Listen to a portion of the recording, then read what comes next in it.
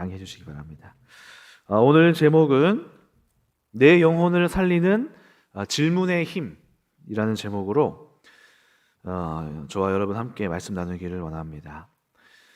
우문현답이라는 이야기를 들어보셨죠? 우문현답, 어리석은 질문에 지혜로운 답변을 한다. 어리석은 질문에 지혜로운 답변을 한다는 사자성어입니다. 보통 그러나 어리석은 질문에는 어리석은 답이 나올 뿐입니다. 질문을 제대로 하지 못하면 어리석은 답이 나오고 좋은 질문이 좋은 답을 가져올 수 있습니다. 유튜브 영상을 보다가 허재 감독님이 예전에 그 허재 감독이 농구 감독을 할 때 올림픽인가요? 아시안 게임인가요? 중국과 붙었었습니다. 근데 중국이 농구를 워낙 잘하잖아요. 그래서 경기에서는 결국 졌고 그 인터뷰장에 중국 감독과 또 한국 감독이 다 함께 인터뷰를 받았습니다. 근데 이런저런 이제 질문이 나오는 가운데 한 어떤 기자가 중국 기자분이 이런 질문을 했습니다. 경기에 대한 질문이 아니라 이상한 질문을 합니다. 그 질문이 뭐였냐면은 왜 중국 국가가 나오는데 한국 선수들은 왜 움직이냐? 이런 질문을 하는 거예요. 그러니까 경기랑 상관이 없는 내용을 질문을 한 거죠. 그러니까 이 질문에 이 허재 감독이 뭐 이런 질문이 다 있어 하고 욕을 하고 나가버리더라고요. 어리석은 질문에 좋은 대답을 들을 수 없다는 것을 보게 됩니다. 질문을 잘 해야지 좋은 답을 얻을 수 있습니다. 질문을 바꾸면 세상을 보는 관점이 달라지고 적절한 시기에 적절한 질문이 어려운 시기를 통과하게 해줍니다. 그리고 좋은 질문이 좋은 대답을 가져옵니다. 어쩌면 우리가 우리의 삶에서 현명한 대답, 현명한 삶이 있지 않는 이유는 우리가 우리 스스로에게 좋은 질문을 하지 못하고 있지는 않았나 돌아보아야 할 것입니다. 질문이 중요한 이유는 질문에는 힘이 있기 때문입니다. 질문을 하면 답이 나오게 되어 있습니다. 그리고 질문은 생각을 하게 만듭니다. 질문은 또 필요한 정보를 얻게 합니다.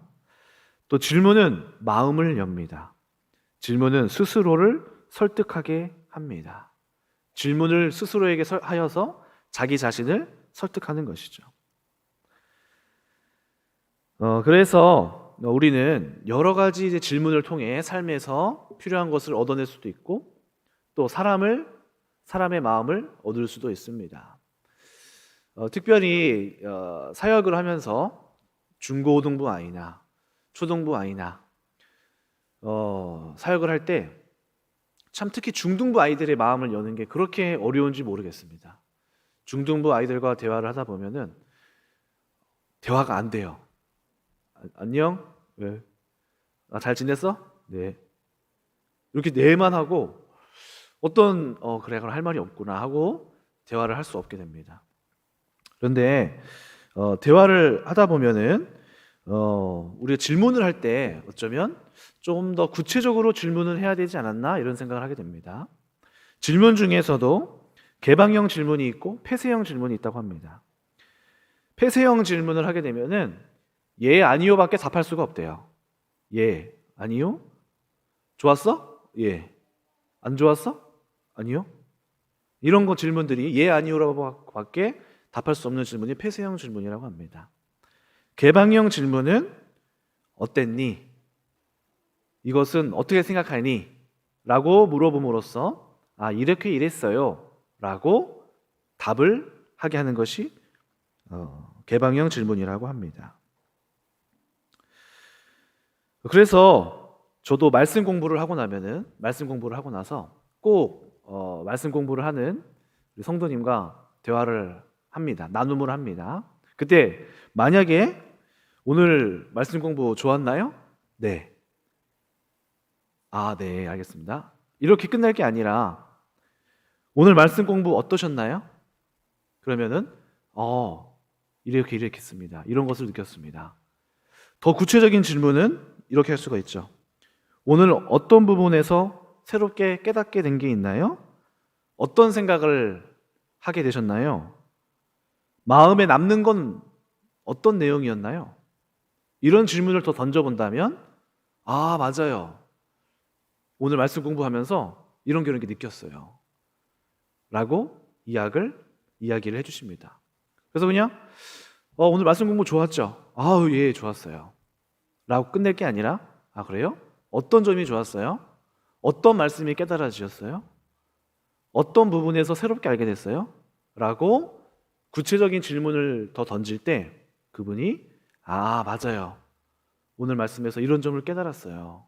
라고 이야기를 해주시더랍니다. 그러다 보니까 저도 들으면서 이분이 잘 깨달았구나. 이분이 오늘 말씀 공부 시간에 오셔서 아무것도 얻지 못하고 돌아가지 않으시고 깨달은 것들이 있으시구나. 스스로 저도 확인을 하게 됩니다. 자녀와의 대화 속에서도 대화를 잘하는 것이 필요할 것입니다. 자녀와의 대화 중에서도 오늘 폐쇄적인 질문은 학교 잘 다녀왔니? 네. 잘 다녀왔구나. 는 폐쇄적인 질문밖에 되지 않을 것입니다. 오픈형 질문, 개방형 질문은 뭘까요? 오늘 학교에서 재밌었던 일이 있었어? 오늘 학교에서 선생님이 뭐라고 하셨어? 라고 질문을 던지는 것이죠. 더 구체적인 질문은 뭘까요? 오늘 쉬는 시간에 친구랑 어떤 이야기 했어? 오늘 누구랑 가장 많은 시간을 보냈니? 라고 더 구체적으로 아이가 생각할 수 있도록 그 상황을 떠올릴 수 있도록 질문을 던질 때 우리는 조금 더 그 아이와 깊은 소통의 자리를 가질 수 있을지도 모릅니다. 그렇게 물어보면 원하는 답을 들을 수 없습니다. 라고는 책을 쓰신 김호 대표님이 이런 일이 있었답니다. 질문을 잘 던져야지 원하는 것을 얻을 수 있다라고 본인이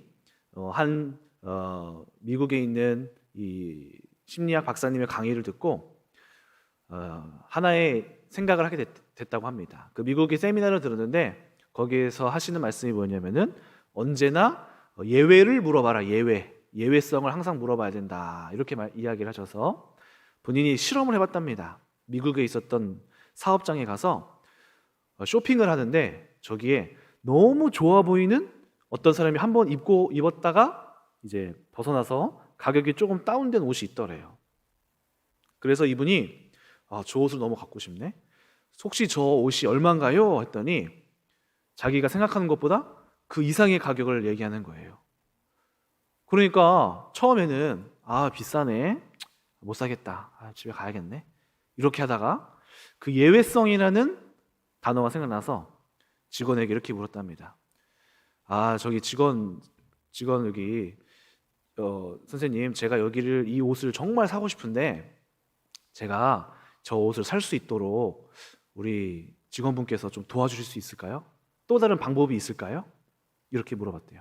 그랬더니 그 직원분이 그러시냐고, 그럼 알겠다고 하면서 쫄래쫄래 갑자기 뒤로 나가더니 자기 상사랑 막 얘기를 하고 오더니 갑자기 와서 25% 할인을 해주겠대요. 뭐지? 이야기를 들어본즉 본인이 직원 할인용으로 파는 게 있는데 자기가 이번 달에 그 할인을 안 쓸 거라서 자기 상사한테 가서 자기 걸로 팔아도 되겠냐고 물어보고 허락을 받고 왔다고 합니다. 그래서 이분이 25% 할인된 가격에 샀다고 합니다. 이 일이 한국에서 가능한가 싶어서 한국에 있는 상점에 와서도 또 그렇게 물어봤다고 합니다. 어떤 세트가 있었는데 이 세트가 25% 이미 할인이 들어간 거였대요. 그런데 이분이 혹시 여기서 더 할인된 방법으로 제가 살 수 있을까요? 좀 도와줄 수 있으세요? 물어봤더니 그 직원분이 여기서 말고 또 저기에서 할인될 수 있는 게 더 있어요 하면서 3개가 있어요. 그래서 30% 5%도 할인해서 30% 할인된 걸로 본인이 사게 됐다고 합니다. 그러니까 질문을 통해서 우리는 더 구체적으로 더 좋은 정보를 또는 더 나은 삶을 찾을 수 있는 것입니다. 머레이라는 심리학자가 자신의 손녀딸이 어떤 한 노인으로부터 성폭행을 당한 것 같은 의심이 들었습니다. 그래서 그 노인에게 이렇게 물었습니다. 당신이 내 손녀딸을 성폭행했냐? 그랬더니 그 사람이 노발대발하면서 부인했다고 합니다. 나는 절대로 성폭행한 적이 없다. 그러자 이 모레이는 질문을 바꿨다고 합니다. 혹시 내 손녀딸에게 그렇다면 성폭행 말고 어떤 행동을 했는가? 그러니까 이 사람이 나는 그 아이를 만지기는 했다. 그 아이도 나를 만지기는 했다. 그런데 성적으로 걷는 건 아니다. 근데 만지기는 했다. 이러면서 자기가 이렇게 문제를 일으켰던 것을 얘기하더랍니다. 그래서 이 질문이라는 것이 어떻게 던지느냐에 따라서 우리는 원하는 대답을 받을 수가 있고 결과가 달라질 수 있다는 것을 보게 됩니다. 유대인들의 교육법도 질문하는 교육법이라고 합니다. 유대 종교 학교인 예시바라는 학교에서는 하브르타라는 방법으로 공부를 합니다. 하브르타라는 방법은 서로 질문하는 공부법입니다. 그들이 공부하고 있는 예시바라는 곳에 가면 아주 재밌는 모습이 펼쳐집니다. 그것은 책을 펼쳐놓고 도서관처럼 조용히 하는 게 아니라 우리나라에서는 도서관에서 과자 부스러기 푹 해도 쏙 쳐다보잖아요, 다 같이. 근데 거기는 아주 시끌벅적해요. 시장바닥처럼 이야기하고 있습니다. 떠들어대고 있습니다. 봤더니 규칙이 있습니다. 반드시 2 이상 공부한다. 절대로 혼자 공부하지 않는다. 둘이 토론하고 둘이 논쟁해야 한다. 논쟁이 끝나면 다른 사람과 또 논쟁하고 토론한다. 이것이 하브르타의 핵심 교육 방법입니다. 유대 철학에서는 반드시 질문하고 답한다가 그들의 유대 철학 공부법의 방침입니다. 부모들이 자녀들을 가르칠 때도 질문을 던집니다. 주입식으로 이건 이거야 라고 가르치지 않고 질문을 던져서 스스로 생각하고 답합니다. 성경 안에서도 여러분 바리새인들이 그렇게나 많이 예수님에게 질문을 던지는 모습을 볼 수 있습니다. 왜 이렇게 말하는가? 당신은 왜 이렇게 생각하는가? 안식일에 어째서 이렇게 치유하는가? 그것이 바로 그들의 문화이죠. 이미 구약시대 때부터 질문하는 방식으로 교육이 이루어졌음을 보게 됩니다. 질문이라는 것이 얼마나 무서운지 창세기 3장 1절에서도 뱀이 여자에게 이렇게 말합니다. 강교한 뱀이 여자에게 물어 이르되 하나님이 참으로 너희 동산 모든 나무의 열매를 먹지 말라 하시더냐? 이 질문에는 이런 의도가 담겨 있습니다. 너 정말 그 말을 믿고 있니? 그 말에 대하여 얼마나 확신하고 있니? 하와의 약점을 찌르는 질문이었습니다. 그러자 그녀가 대답합니다. 먹으면 죽을까 하노라. 죽을까 하노라. 하와가 과연 정말 하나님의 약속의 말씀에 대하여서 정말 확신하고 있나? 찔러본 질문에 하와가 약점을 드러냅니다. 죽을까 하노라. 그런 것 같은데? 뱀의 질문에 하와는 스스로 선악과에 대하여서 확신이 없다는 것을 노출했고 또 뱀은 이를 놓치지 않고 그 약점을 잡습니다. 아니, 결코 죽지 않는다. 질문을 통하여서 하와의 약점을 파악하고 그 질문이 하와를 타락하게 만드는데 아주 유효하게 된 것입니다. 질문은 이렇게 무섭습니다.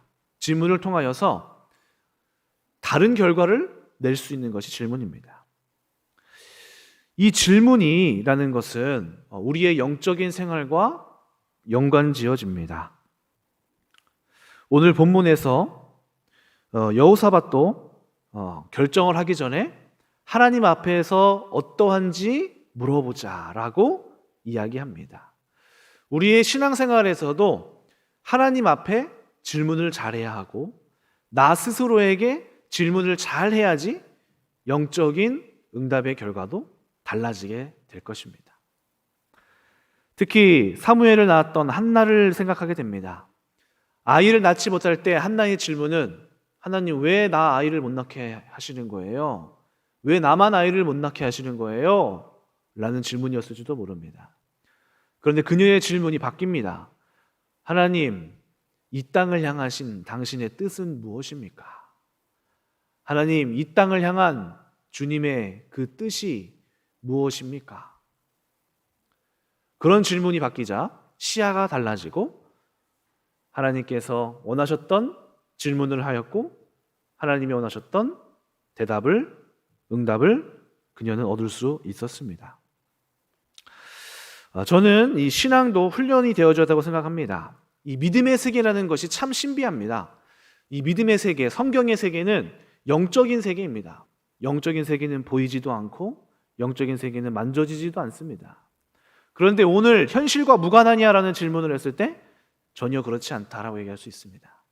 영적인 세계는 지극히 현실적이면서도 지극히 오늘 우리가 느끼고 있는 이 상황에 실제적이면서도 동시에 신비로운 것이고 보이지 않는 영적인 것입니다. 오늘날과 떨어져 있는 신비의 세계가 아니라 지극히 현실적이고 또는 우리의 마음과 연결되어 있고 우리의 생각과 연결된 것이 영적인 세계입니다. 그 중에서도 마음과 생각과 행동을 나눠본다면 이 마음이라는 것이 하나님 앞에서 어떠한 결정이 내려지는 영적 행위의 결정소입니다. 이 마음에서 결정을 내려지게 되는 것이죠. 그래서 성경은 계속해서 끊임없이 성령이 너희 마음에 거하시고 그리스도의 영이 너희 마음에 거하시면 이라는 말을 합니다. 또 마음과 생각을 지키는 것이 생명의 근원이라고 이야기하면서 이 마음과 생각 그리고 거기서 나오는 행동이 바로 영적인 오늘날 우리가 할 수 있는 모든 것이라고 볼 수 있습니다. 그러다 보면은 이 마음이라는 것이 결정을 내려지는 영적인 결정소요. 행동이라는 것은 마음의 결정을 내린 뒤에 나타나게 되는 행동입니다. 그런데 이 마음의 결정이 일어나게 되는 근거는 바로 생각하는 것입니다. 생각. 어떤 생각을 하느냐에 따라서 마음의 결정이 이루어지는 것입니다. 어떻게 생각하느냐에 따라서 우리의 마음이 기뻐하게 될 수도 있고 어떻게 생각하느냐에 따라서 우리의 마음이 낙심하게 될 수도 있습니다. 생각과 정신은 우리 마음을 연결하는 통로입니다. 생각 속에 옳지 못한 생각이 자리 잡고 있으면 마음의 결정에 영향을 주는 것입니다. 생각을 잘하면 마음을 다스릴 수 있습니다. 그런 면에서 이 질문이라는 것은 생각을 제대로 하게 해줍니다. 잘못된 생각을 교정하게 해줍니다. 영적인 좋은 질문이 우리 안에 있는 근심과 걱정에서 자유와 해방을 주는 것입니다. 그래서 우리는 우리 안에 있는 잘못된 질문들, 내 마음속에서 일어나고 있는 잘못된 질문들을 하나씩 짚어보기를 원합니다. 첫 번째는 스스로를 비하하는 질문을 멈춰야 합니다. 스스로를 비하하는 질문. 우리는 어떤 일을 하는데 실패하고 또는 좋은 결과가 나오지 못할 때가 많습니다. 그런데 그럴 때 우리는 스스로에게 이렇게 얘기합니다. 난 왜 이렇게 멍청하지? 나는 왜 이렇게 제대로 하는 일이 없지? 나에게 적절한 정보도 주지도 않고 나보고 제대로 하기를 기대하는 건가? 난 왜 이렇게 무능하지? 저 사람들이 나를 무시하겠지. 저 사람이 나를 조롱하겠지. 나를 비웃은 거 맞지? 나를 멍청하다고 생각하겠지. 스스로에게 끊임없이 비하하는 질문을 던집니다. 그러다 보면은 스스로 무덤을 파기 시작합니다. 나 스스로를 향하여서 끊임없이 비난하는 질문이 비난하는 답을 가져옵니다. 저 사람이 나 무시한 것 같은데? 저 사람 나를 이렇게 나보고 비웃은 것 같은데? 저 사람 나를 내리 깔본 것 같은데? 저 사람 나한테 인사 안 한 것 같은데? 이러한 질문들이 스스로를 갱신할 수 없게 만듭니다. 자신을 향하여 끊임없이 비하하게 만드는 질문들입니다. 불안함이 늘 있는 사람들이 하는 질문이 있습니다. 불안함이 있는 사람들은 스스로에게 이렇게 질문합니다. 왜 전화를 안 받지? 무슨 일 생긴 거 아니야? 왜 남편이 전화를 안 받지? 왜 아내가 전화를 안 받지? 바람 피는 거 아니야? 남편이 만났던 여자? 저 사람이 전 여친이야? 어디까지 간 거야? 끊임없이 불안의 생각을 던지게 되면 우리의 영혼은 스스로 끊임없이 구렁텅이로 스스로 빠지게 됩니다. 불안을 경험한 사람이 늘 불안을 따라다니면서 자신을 향해 불안한 질문을 계속해서 던지게 됩니다. 불안을 경험했었던 어떤 아이 있었습니다. 어떤 이혼을 경험한 아이가 있었는데요. 이 아이가 7살인데 부모님이 이혼을 하셔서 아빠와 혼자 살았습니다. 그런데 이 아이가 7살이 될 때까지 기저귀를 차고 잡니다. 7살까지 오줌을 못 가리는 거예요. 근데 원인을 분석해 보니까 이 아이가 지금 멀어진 엄마와의 관계 때문에 불안해하고 있었어요. 아빠가 집에서 화장실 가서 잠깐이라도 안 보이니까 아이가 막 불안해서 방을 여기저기 뒤지다가 아빠가 안 보이니까 왕 하고 울어버리는 겁니다. 왜 그럴까요? 이 아이 마음속에 불안의 질문이 계속해서 던져지고 있기 때문입니다. 저도 그런 경험을 했던 것이 기억이 납니다.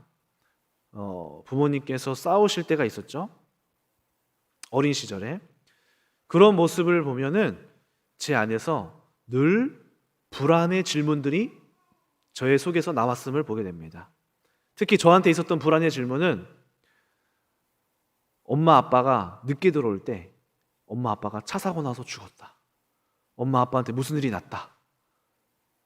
라는 질문이 저한테 계속 던져졌어요. 엄마 아빠가 왜 어디 갔지? 지금까지 안 올 리가 없는데? 밤에 오늘 뉴스에서 무슨 차 사고가 난 것을 봤는데 큰일 났나? 하는 끊임없는 그 불안의 질문들이 안 될 것 같은데? 죽은 것 같은데? 라는 질문들이 저한테 계속해서 올라오게 된 것을 보게 됩니다.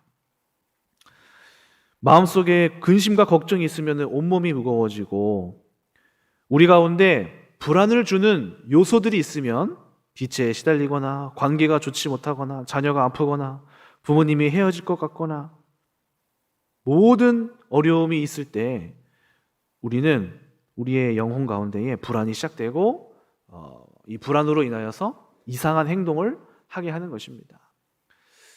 제가 이제 20살 넘어서까지 불안 증세가 많았는데요. 한 경험이 있습니다. 그것은 뭐였냐면은 어떤 여자분을 소개를 받았어요. 여자를 소개를 받았는데 느낌이 좋아요. 뭔가 잘 되는 것 같았습니다. 그런데 저의 불안 때문에 차였어요. 그게 뭐였냐면은 어느 날 이 친구가 아르바이트를 하러 간다고 해서 4시부터 6시, 7시까지 아르바이트를 한대요. 그래서 알겠다, 잘 다녀와라 하고 기다렸어요. 그래서 7시가 됐길래 제가 끝났냐라고 연락을 했어요. 그런데 답장이 없는 거예요. 10분, 20분, 30분, 1시간. 이상하다. 마음속에 뭐지? 무슨 일 있나? 근데 그냥 넘어갈 법도 하잖아요. 무슨 일 있나 보다 하고 넘어갈 수 있잖아요. 근데 제 마음속에 끊임없는 질문이 던져집니다. 무슨 일 난 거 아닌가? 혹시 요즘에 여자 뒤에서 이렇게 몰래 다치게 하는 사람들이 많은데 그런 일이 일어난 게 아니야? 그런 거 아닌가? 질문들이 쏟아져 옵니다. 제 마음속이 막 불안해집니다. 그래서 어떻게 했을까요? 제가 거기에 알바하는 데다가 전화했어요. 핸드폰으로 전화해도 안 받아서 아르바이트 하는 데가 전화했어요. 피자집이었어요. 그랬더니 어떤 다른 직원분이 받으시더라고요. 안녕하세요. 네, 저 누군데요. 혹시 그 친구 있나요? 그랬더니 있어요. 그러는 거예요. 그래서 뭐야? 별일 없네? 하고 바꿔드릴까요? 그래서 아니요, 괜찮아요 하고 끊었어요. 그랬는데 그 여자분이 싫어하는 거예요. 왜 남이 일하는 데다가 전화하냐고. 그 뒤로 제가 차였습니다. 근데 제가 생각하기에 그때 왜 전화를 할 수밖에 없었냐면은 제 마음속에 불안했어요. 이 여자가 무슨 사고가 난 것 같다. 지금 내가 전화를 해서 이때 전화를 해서 경찰이 나중에 물어봤을 때 시간별로 보고를 해줘야겠다. 그래서 정말이에요, 제가. 그만큼 제가 속에 불안함이 있었다는 거예요. 불안함이 넘치니까 이상한 짓을 하는 거예요. 제 안에 불안함이 있다는 것을 제가 알았습니다. 불안의 문제가 시작되면은 이것이 정신병의 시작입니다. 우울증이 시작되고 불안한 행동을 하기 시작하고 다그치기 시작하고 화를 내기 시작하고 불안 때문에 쫓아가기 시작하고 잠을 못 자기 시작하고 문제가 문제를 낳으면서 의심하기 시작하고 싸우기 시작하고 그 싸움이 더 큰 문제를 만들어내고 내 영혼에 있는 그 불안을 야기하는 질문들이 그 불안을 더욱 키워내고 결국 그것들이 우리 안에서 문제를 일으켜내는 것입니다. 불안한 자들에게 주님은 이런 말씀을 하십니다. 불안한 마음이 올 때 우리는 오히려 이런 질문을 해야 됩니다. 내 마음이 막 불안해요. 저도 이번 주 금요일 날 설교해야 된다는 얘기를 듣는데 마음이 불안해지기 시작했어요. 왜냐하면은 월요일, 화요일, 수요일, 목요일까지 갔는데 도저히 무슨 설교를 해야 될지 모르겠는 거예요. 마음이 막 불안하기 시작합니다. 근심이 되는 거예요. 자, 불안을 떨치는 질문을 해야 됩니다. 이럴 때 어떻게 해야 될까요? 내가 걱정을 한들 해결이 될까?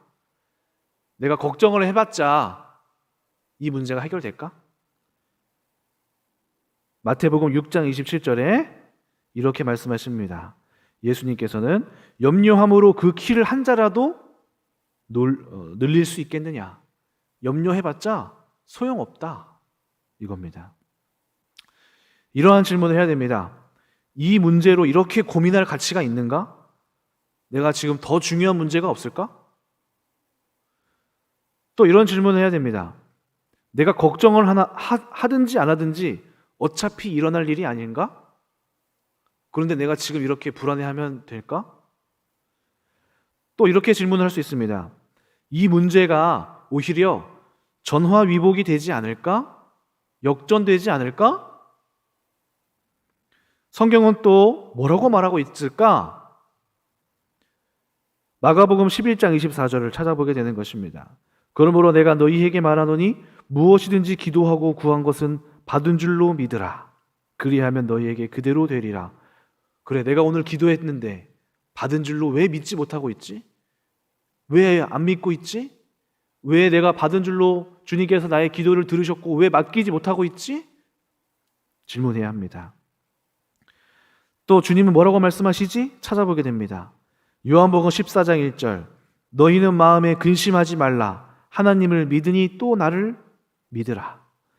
로마서 8장 28절 그의 뜻대로 부르심을 입은 자들에게는 합력하여 선을 이루느니라. 그렇구나. 내가 왜 걱정하고 있지? 하나님께서 분명히 합력하여 선을 이룰 거라고 말씀하고 계시는데 내가 어찌하여 고민하고 근심하여 죽게 되었는고 하고 있을까? 내가 여기서 넘어질 수 없지. 이 근심이 정말 과연 내가 이렇게 힘들어할 근심인가? 라는 질문을 던지면서 그 질문에서 나를 넘어뜨리고 있는 질문에서 빠져나와야 하는 것입니다. 두 번째는 원망하는 질문을 하지 말아야 합니다. 여러분, 제가 한 가지 이 부부 관계를 체크하는 것을 알려드릴 테니까 한번 해당되는 거에 대하여서 9가지 질문 중에 2개 이상 해당이 된다면 대화의 기술이 부족한 것입니다. 4개 이상 해당이 되면 어떤 전문적인 대화 기술 교육에 참여하는 것이 좋다고 권장하고 있습니다. 제가 한번 해볼 테니까 절대로 손 들지 마세요. 그럼 창피하니까. 자, 첫 번째. 배우자에게 깊이 생각하지 않고 말을 내뱉은 적이 있다. 손 들지 마세요. 네. 두 번째. 기분이 상하거나 화날 때 배우자에게 그 이유를 설명하지 않는다. 세 번째, 배우자보다 친구나 다른 사람과 대화를 더 많이 한다. 해당되시나요? 네 번째, 배우자가 말할 때 말을 중단하거나 질문을 하는 경우가 있다. 다섯 번째, 배우자의 이야기를 듣는 것이 짜증날 때가 있다. 여섯 번째, 배우자의 말을 듣다가 충고나 해결책을 말하는 경우가 있다. 일곱 번째, 배우자와 대화를 나누다가 싸움으로 끝나는 경우가 있다. 여덟 번째, 배우자와 싸움이 날까 일부러 져준다. 아홉 번째, 의견이 대립되면 배우자를 설득하려 하거나 비난하는 경우가 있다. 자, 혹시 2개 이상 되시는 분 손들지 마세요. 네, 손들지 마세요. 4개 이상이 되신다 하면은 내가 뭔가 대화 기술이 부족한 거예요. 부부싸움을 안 하는 사람은 없는데 갈등을 잘 해결하는 사람들이 있어요. 그 사람들은 대화를 잘 하는 사람들이라고 합니다. 이 세상에 갈등이 없는 부부는 없어요. 그런데 그 갈등을 잘 해결하거나 갈등을 잘 해결하지 못하거나 결정이 됩니다. 그 차이는 바로 대화를 어떻게 하고 있느냐, 그 상황을 어떻게 질문하고 있느냐 따라서 갈등이 오기도 하고 없어지기도 한답니다. 이런 질문들은 싸움을 점점 크게 만든다고 합니다. 그것은 바로 원망하는 질문인데요. 싸움이 번지게 하는 원망하는 질문들, 이렇게 얘기할 수 있습니다. 첫 번째, 왜 그렇게 했어? 왜 그러는 거야? 당신 도대체 왜 이래? 왜 이렇게 행동하는 거야? 왜 전화를 안 받는 건데? 왜 말을 그딴 식으로 해? 왜 운전을 그렇게 해? 왜 이렇게 지각해? 왜 이렇게 내 생일을 까먹어? 이러한 질문들은 상대를 방어적으로 만들고 사람을 깎아내릴 수 있고 변명을 하게 만듭니다. 그러면서 상대방은 그런 질문이 들으면은 그게 아니라 너는 안 그러냐? 하면서 싸움을 하게 만드는 질문이 되는 것입니다. 우리의 의도는, 지금 상황은 당신이 지금 나한테 이런 걸 해주지 못했네. 나는 위로를 받고 싶어. 당신이 나한테 어떤 다른 보상을 해줄 수는 없어? 라는 마음에서 출발했는데 그 질문이 당신은 왜 그래? 왜 이렇게 맨날 까먹어? 왜 청소를 이딴 식으로 해? 이렇게 하지 말랬지. 왜 이렇게? 왜 그렇게밖에 말을 못해? 라는 이 원망이 섞인 질문들은 문제를 더욱더 크게 만든다는 것입니다. 또는 수치심을 주는 질문. 왜 이 모양이야? 지금 제정신이야? 어떻게 그렇게 하지? 이런 질문들은 오히려 결코 해결 방안을 내놓는 게 아니라 부정적인 반응을 낳게 된다는 사실을 보게 됩니다.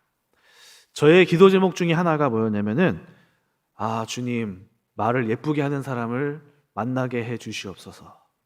저의 깊은 심령이 아주 깊은 곳에서 우러나왔던 기도 제목이 말을 예쁘게 하는 사람을 주시옵소서. 왜 그런 기도를 했을까? 가만히 생각해 보니까 누가 저한테 나쁜 말을 했었나 봐요. 누구실까? 여기 오셨나? 그분 저희 어머니였죠. 어머니한테 그런 여러 가지 얘기를 듣다 보니까 주여, 말을 예쁘게 하는 사람을 만나게 해주십시오. 정말 이거 말고는 없습니다. 제가 기도했던 적이 기억이 납니다. 그러다 보니까 이제 가끔 제가 이제 감사하게 생각하는 게 우리 김예진 사모가 말을 참 예쁘게 잘 해주는 것 같아요. 저도 성격이 급한 성격이어가지고 마음에 어려운 일이 생기면요, 행동이나 눈빛이나 이런 데서 티가 납니다. 막 행동이 빨라져요. 걸음이 빨라지고 옷을 벗을 때 막 벗고 눈빛이 막 달라지고 막 찌려보고 대답도 막 거칠어져요. 막 집에서 제가 그렇게 행동하더라고요. 막 마음속에 어떤 근심이 있으면은 그런데 우리 김예진 사모가 저에게 한 번도 저한테 옷 좀 치워. 왜 그래? 뭐 하는 거야? 왜 그렇게 행동해? 이런 얘기를 해본 적이 한 번도 없어요. 저한테 뭐라고 얘기하냐면은 오빠 오늘 무슨 일 있어요? 오늘 안 좋은 일 있어요? 운전을 가끔씩은 급하게 한 적이 있습니다. 막 급하게 막 고속도로 막 칼치기를 했어요. 그랬더니 오빠 오늘 마음이 왜 이렇게 급해요? 천천히 해주면 좋을 것 같아요. 나 무서워요. 이렇게 부드럽게 얘기를 해주니까 내가 뭔가 지금 급했구나. 이게 좀 안정이 되더라고요. 근데 예전에 차 운전할 때 제가 급하게 하면 옆에서 이런 질문을 누가 했던 것 같아요. 왜 이렇게 운전을 빨리 해? 이렇게 뭐라고 얘기 막 하면서 막 그러니까 막 변명을 하게 되더라고요. 빨리 가야 되니까 그러지. 이렇게 하면서 그러다가 질문을 잘해주는 여자를 만나니까 그게 아니라 이게 미안해 내가 급했나 보네. 질문을 잘하는 게 나를 이렇게 바꿀 수 있구나. 내가 문제가 아니었구만. 이 생각이 또 들면서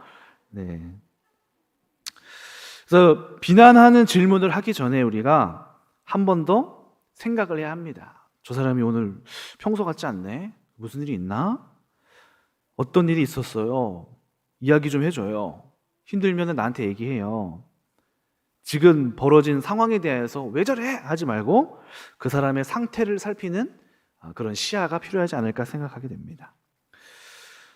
부부 관계가 회복되기 위하여서 대화를 많이 해야 된다고 합니다. 얼굴을 마주보고 대화하는 시간을 가져야 합니다. 집에 같이 있다고 해서 대화를 하는 것이 아닙니다. TV, 휴대폰, 취미에 매달리고 있으면 둘이 대화하는 것이 아닙니다. 얼굴을 마주보고 대화하는 시간을 가져야 합니다. 또 상대방이 무조건 틀렸다라고 생각하지 말아야 합니다. 상대방이 어떤지 파악하려고 마음을 가져야 합니다. 태도가 기술보다 더 중요하다고 이야기합니다. 상대방에 대해 기분이 상해서 비난하려는 마음이 있으면 벌써 싸움이 시작된다고 합니다. 자, 세 번째, 우리는 어떤 질문을 해야 될까요? 세 번째는요, 나를 파악하는 질문을 해야 합니다. 나를 파악하는 질문.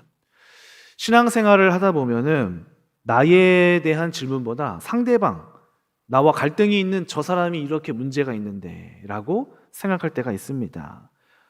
이거 저 사람 들어야 하는 말씀인데 이거 완전 누구누구 이야기구만 하면서 상대방을 생각하게 됩니다. 특히 부부관계에 대해서 영적인 문제가 생길 때 이거는 완전 저 사람 잘못됐다고 말하고 있네. 저 사람 문제네 라고 생각하게 됩니다.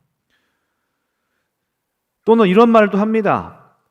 저 사람이 안 변해서 내가 안 변하는 거야. 또는 저 사람이 그렇게 안 하면 나도 안 하지. 네가 변하면 나도 변할 거야. 네가 나를 품어야지 라고 이야기하시는 분들이 있습니다. 그러나 성경은 그렇게 이야기하지 않습니다. 성령은 우리의 내면을 비추시고 나의 문제를 보게 하십니다. 누가복음 13장 1절에서 4절 말씀을 이런 이야기가 나옵니다. 갈릴리 사람들이 로마 총독에게 안 좋은 살해를 당하자 사람들이 그 갈릴리 사람들의 죄 때문이라고 말합니다. 그러자 예수님께서 이렇게 말씀하십니다. 갈릴리 사람들이 죄가 더 많아서 그런 것 같으냐? 아니라. 절대 그렇지 않다. 또는 어느 날 망대가 무너졌습니다. 어떤 탑이 무너져서 깔려서 14명 정도가 죽었습니다. 그러니까 사람들이 이렇게 생각합니다. 저 인간들 저 문제가 있으니까 문제가 생기지. 그러니까 주님께서 이렇게 말씀하십니다. 망대가 무너져 죽은 사람들이 다른 사람들보다 더 죄가 많아서 그렇게 된 줄 아느냐? 너희도 회개하지 않으면 그렇게 될 것이다. 너희 스스로를 돌아봐라. 자기 자신에게 말씀하시는 하나님의 음성을 들어야 합니다. 특히 부부간에 일어나는 갈등에 대해서는 저는 어떤 영적으로 충만한 사람과 영적이지 않는 사람과의 부딪힘일지라도 반드시 하나님은 둘 다에게 말씀하신다라고 봅니다. 나는 영적이니까 저 사람이 틀렸지. 야, 내가 말이야, 전도사고 내가 말이야 목자고 내가 훈련을 이렇게 받았고 저 사람은 하나도 안 받았으니까 내가 옳고 저 사람이 틀렸지. 내 말을 들어야지. 저 사람이 흑암이고 저 사람이 틀렸어. 저 사람이 바뀌어야 돼. 저는 그렇게 생각하지 않습니다. 하나님은 반드시 그 두 사람에게 그 사람의 수준대로 바뀔 것을 이야기하고 있습니다. 그런 생각을 가지고 있을 때 그 문제는 해결되지 않습니다. 하나님은 각자 자기 자신에게 자기 수준에 맞게 둘 다에게 말씀하고 있는 것입니다. 그러므로 우리는 어떻게 질문해야 될까요? 과연 내가 정말 하나도 잘못하지 않았나? 여러분, 이 세상에 완벽한 사람은 없습니다. 과연 나는 한 점 부끄러움 없이 저 사람보다 나은가? 상대방이 잘못했다고 이야기하시나요? 그렇다면 당신은 아무런 문제가 없습니까? 어떠한 잘못도 여러분들은 하지 않았나요? 하나라도 잘못하지 않았나요? 나는 아무런 잘못이 없고 네가 잘못했다라는 그러한 태도는 절대로 그 관계를 해결할 수 없습니다. 우리가 부딪히고 있는 이유와 원인이 뭐지? 상대방은 나에게 뭘 바라고 있지? 자꾸 나의 바람을 관철시키려 하지 말고 저 사람은 나한테 뭘 바라고 있지? 나의 어떤 점 때문에 저 사람은 화를 내고 있지? 그 사람이 아무리 교회에 안 나오는 사람일지라도 내가 오라가 아니라 저 사람이 나에게 바라는 것은 뭐지? 우리 가운데 있는 착각이 그거예요. 저 사람은 교회 안 나와. 저 사람 영적으로 약해. 그러니까 내 말이 오라. 저 사람이 바뀌어야 돼. 여기서부터 막히기 시작하는 겁니다. 그걸부터 깨셔야 돼요. 저 사람이 불신자일지라도 저 사람을 통하여 말씀하시는 하나님의 음성을 듣지 못하는 것입니다. 쟤는 왜 저래가 아니라 난 뭘 잘못했지? 나에게 있어서 문제는 뭐지? 반복되는 이 문제의 패턴은 이유가 뭐지? 내 안에 계신 성령은 나한테 뭐라고 말씀하시는가? 나를 향하여 말씀하시는 하나님의 음성을 들으셔야 하는 것입니다. 저 역시도 제가 약혼식을 할 때 여러 가지 어떤 사건이 있었는데요. 약혼식을 하게 되는 그 과정 속에서 제가 결혼식보다 약혼식을 먼저 했어요. 근데 보통 약혼식 요즘에 안 하잖아요. 근데 약혼식을 할 수밖에 없었어요. 왜냐하면은 제가 작년인가요? 결혼식은 10월에 했는데 목사 안수가 5월에 있었어요. 근데 목사 안수를 받으려면은 약혼 증서가 필요한 거예요. 결혼했다라는 증서가. 그래서 5월 전에 결혼을 할 수가 없으니까 2월에 약혼식을 하고 혼인신고서를 써서 증명서를 만들자 해서 약혼식을 하게 됐습니다. 그런데 약혼식을 하는 마음에 제가 막 설레서 기뻤어요. 약혼식이라는 거 하는구나. 그래서 막 진행을 해 나가는데 반지도 막 맞췄어요. 반지도 생애 처음으로 태어나서 처음으로 반지도 맞췄답니다. 그래서 막 반지를 맞췄는데 제 마음속에 어떤 생각이 드냐면은 약혼식 하기로 한 건 좋은데 목사 안수 받기 싫다. 목사 나이도 어린데 그걸 받아서 뭐 하겠어. 부담스럽고. 이건 목사 안수 받기 싫은데? 그 마음이 슬금슬금 저한테 올라오는 거예요. 그래서 제가 이제 아내랑 만나서 막 이런저런 얘기를 하다고 그날 반지를 맞췄어요. 맞추고 이렇게 막 이런저런 얘기하다가 자기야 나는 근데 우리 약혼식은 하잖아. 근데 나 자꾸 마음속에서 부담스러워. 하나님의 음성이 들린 것처럼 얘기했어요. 목사 안수 받는 게 나는 아직 부족한데 나는 이렇게 연약해서 아직 받을 수가 없을 것 같아. 제 나름대로 막 합리화를 시켜서 얘기를 했어요. 그랬더니 뭐라고 얘기하냐면 갑자기 그래? 근데 오빠 우리 엄마가 오빠가 약혼식을 안 하면 목사 안수 안 받으면 약혼식을 왜 하냐고 하지 말재 그러는 거예요. 목사 안수 안 받을 거면 약혼식 하지 말래 이러는 거예요. 근데 제가 거기에서 뭔가 기분이 나쁜 거예요. 뭐 약혼식을 하지 말라고? 그래서 제가 속에서 사실 화가 나서 집에 들어올 때 막 분노하면서 들어왔어요. 아니 장모님은 왜 약혼식을 하지 말라고 그러셔? 내 마음도 몰라주면서 그래서 막 제가 장모님을 향하여서 막 불만을 토해냈어요. 다음날 새벽 기도대에 제가 나왔어요. 그래서 막 기도를 했어요. 하나님, 우리 장모님 마음을 고쳐주세요. 왜 저렇게 저의 연약함을 모르시고 왜 저렇게 얘기하시는지 모르겠어요. 기도하고 있는데 갑자기 하나님께서 이렇게 저에게 질문하셨어요. 동주야, 너는 왜 목사 안수가 받기 싫으냐? 너는 나한테 이 정도도 순종하지 못하니? 라는 질문을 갑자기 저한테 던져주셨어요. 그러니까 제 마음속에서 제 포커스가 막 장모님을 향하여서 막 비난하던 화살이 장모님이 문제가 아니라 나를 향하여 내가 지금 목사 안수 안 받고 버티고 있는 이것에 대하여서 하나님이 말씀하고 계시는구나를 돌아보게 됐어요. 하나님이 지금 나한테 동주야, 너 왜 목사 안수를 안 받니? 내가 받으라고 하면 너는 그것도 순종할 수가 없니? 이 질문 앞에 제가 하나님 죄송합니다. 제가 사실은 목사 안수 받기 싫어서 그랬던 거였어요. 스스로 하나님 앞에 고백을 하게 됐습니다.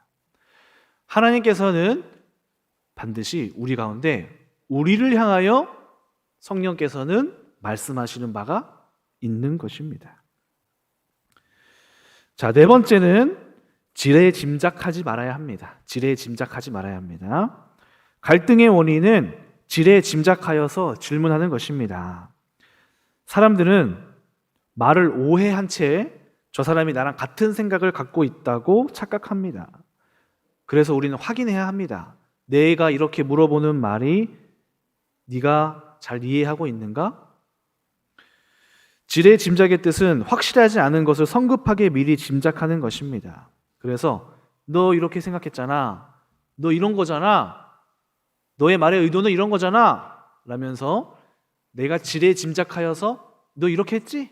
너 이거지? 라고 하는 말들이 갈등을 불러옵니다. 인도에 1913년 노벨 문학상을 탄 타고르라는 시인이 있었습니다. 인도는 노예제도가 있기 때문에 마당을 쓰는 하인이 있었다고 합니다. 근데 이 하인을 보면 가끔은 게으르게 행동하고 자기가 보기에 언제 한 번은 이 사람이 지각을 할 것 같다라는 마음이 있었습니다. 그러다 어느 날 이 하인이 3시간이나 지각을 했습니다. 3시간이나. 그러자 이때다 싶어서 막 혼쭐을 냈습니다. 내가 네 그럴 줄 알았다. 그런데 하인이 이렇게 얘기했답니다. 주인님, 그게 아니라 제 딸이 죽어서 장례를 치르고 왔습니다. 이 이야기를 듣고 지레 짐작한 타고르가 크게 부끄러움을 느꼈다고 합니다. 지레 짐작하는 이야기, 지레 짐작하는 질문들, 지레 짐작하는 대답이 갈등을 유발하는 것입니다. 저 사람은 영적으로 약하니까 이럴 것이야.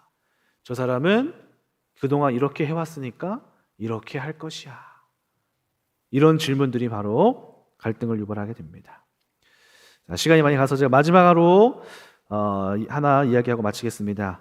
마지막 5번째는 질문의 방향은 언제나 긍정적이어야 합니다. 질문의 7가지 힘의 저자 도로시 리즈라는 사람이 이렇게 말했습니다. 생각이 사람을 만든다는 속담이 있지만 나는 질문이 사람을 만든다고 생각한다. 성공하는 사람들은 왜 하필 나야? 라고 부정적으로 질문하지만 성공하는 사람들은 이 경험을 통해 어떻게 이용할 수 있을까? 내가 여기서 무엇을 배울 수 있을까? 앞으로 개선하려면 나는 무엇을 해야 할까를 질문한다고 합니다. 조지 버나드 쇼라는 사람이 쓴 무드셀라에게 돌아가라는 희극에서 이런 대사가 나온다고 합니다. 어떤 사람들은 지금 상황을 보고 왜 이렇게 됐지? 라고 묻지만 나는 일어나지 않는 일을 상상하면서 왜 그렇게 되지 않았지? 를 묻는다. 자, 이 질문의 차이가 무엇이죠? 자책하느냐. 왜 이렇게 됐지? 막 자책하는 게 아니라 왜 그렇게 되지 않았지?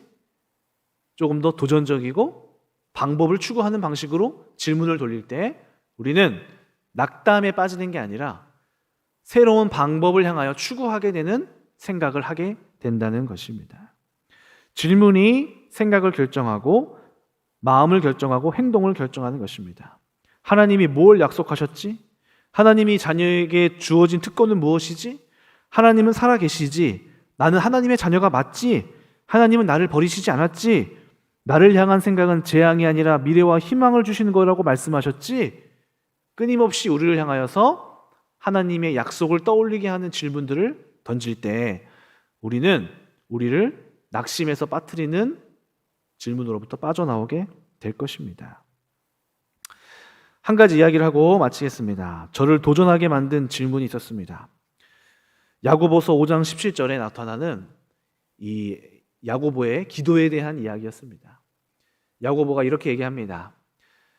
엘리야는 우리와 성정이 같으니 그가 기도할 때 구름이 3년 동안 비가 오지 않았고 그가 또 기도할 때 비가 왔더라. 그 말씀에서 저 스스로에게 이런 질문을 했습니다.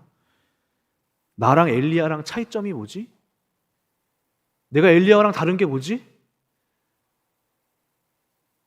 성경이 오늘 나한테 야고보서에서 야고보가 지금 뭐라고 말하고 있지? 엘리야는 너희와 성정이 같으니 하면서 우리랑 크게 다를 바 없는 사람이라고 이야기하는 것입니다. 제가 그런 질문을 하면서 마음속에 어떤 마음이 떠올렸냐면은 엘리야와 나와의 차이는 믿음의 차이밖에 없다. 내가 하나님 앞에 믿음을 얼마나 믿고 기도하느냐의 차이밖에 없다. 라는 답을 스스로 하게 됐습니다.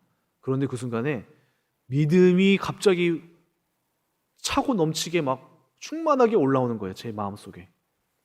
근데 그때 그 상황이 옆에 우리 김예진 사모가 막 아이를 임신하면은 입덧을 하잖아요. 입덧을 막 할 때였어요. 옆에를 봤더니 이 여자가 지금 왜 이러고 있지?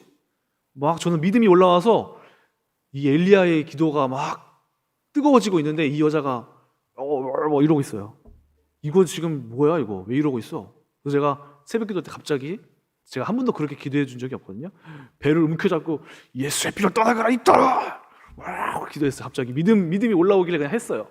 하고 싶어서 막 그렇게 한 게 아니라 믿음이 생기니까 이 여자가 왜 이러지 하면서 막 기도했어요. 그랬더니 우리 옆에 있던 김진 사모도 이게 왜 이러지? 이러면서 갑자기 배를 내밀고 기도를 받더라고요. 그래서 제가 기도를 막 하니까 그날 점심에 갑자기 저보고 하는 말이 오빠 나 음식이 되게 잘 들어간다고. 그러면서 막 먹기 시작하는 거예요. 근데 그날 갑자기 인터넷을 검색하더니 막 슬퍼하는 거예요. 여보 왜 그래? 물어봤더니 인터넷을 검색해 보니까 갑자기 입덧이 끝나면 아기가 뱃속에서 이렇게 유산될 수도 있는 거다. 그러니까 이 김예인 사모가 이제 그때부터 마음이 힘들어지는 거예요. 고통스러워하는 거예요. 그래서 저녁에 갑자기 찬양을 틀고 막 자더라고요. 찬양을 틀고 하나님 도와주세요 하면서 막 찬양 틀고 막 자는 거예요. 그래서 저도 스스로 생각했어요. 이상하다. 이거 내가 기도해서 된 것 같은데 이거 하나님이 해주신 것 같은데 아닌가? 그러다가 이제 다음날 가서 우리 김진희 사모가 또 말씀을 듣더니 본인이 또 회복이 됐어요. 오빠 괜찮은 것 같대. 괜찮은 것 같아. 괜찮을 거야. 이제 그러고 나서 이제 목요일 날 돼서 산부인과를 갔습니다. 산부인과에 가서 물어봤더니 산부인과 의사 선생님이 입덧 시작했죠? 예, 했습니다. 근데 한 이틀 하다가 끝났어요. 그랬더니 이 의사 선생님이 얼굴이 상기된 채로 에? 그래요? 그럼 안 되는데? 빨리 오세요. 하면서 검사를 막 하기 시작하는 거예요. 근데 다행히도 아이가 있는 거예요. 그러니까 우리는 서로 부부가 눈치를 보면서 딱 눈치챘죠. 이렇게 눈치 인사를 하면서 그래 하나님이 하신 게 맞네. 하나님이 하신 게 맞구나. 그때 그 기도가 맞구나. 여러분, 저는 우리 가운데에 하나님께서 많은 질문을 통하여서 우리의 생각과 사고와 우리 마음에 있는 불안을 떨치게 할 수 있다고 오늘 저는 생각을 합니다. 우리가 생각하는 힘이 부족하기 때문에 우리는 낙심하고 있고 우리의 문제가 여전히 제자리에 있지는 않는가 돌아보게 됩니다. 여러분, 우리의 삶에서 고난과 역경이 우리를 짓누르려고 할 때 믿음의 생각을 하시고 믿음의 질문을 하시기를 바랍니다. 그 믿음의 질문들이 하나님을 향한, 우리를 향한 대답을 얻게 하시고, 그로 인하여서 우리는 하나님께서 바라시고 원하셨던 영적인 마음, 우리 안에 펼쳐질 평안과 기쁨이 우리 가운데 있게 될 것입니다. 기도하고 마치겠습니다. 사랑과 은혜가 많으신 하나님 아버지, 오늘 우리의 삶 가운데에 우리의 생각하는 영역에 있어서 어리석은 질문을 하면서 어리석은 답을 구하고 있었는지는 않았는지요. 오늘 우리 가운데 질문의 힘을 돌아보면서 새롭게 질문하게 하시고, 또 하나님을 향하여서 기쁨으로 질문할 수 있는 그러한 질문의 능력이 오늘 우리 성도님에게 있게 하여 주시옵소서. 감사드리며 예수님의 이름으로 기도드립니다.